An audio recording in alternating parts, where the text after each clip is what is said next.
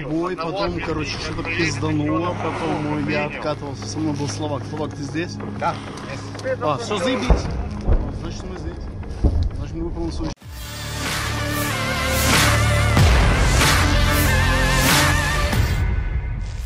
Media sosial diramaikan dengan rekaman seorang pasukan Ukraina menderita luka parah di bagian kepala.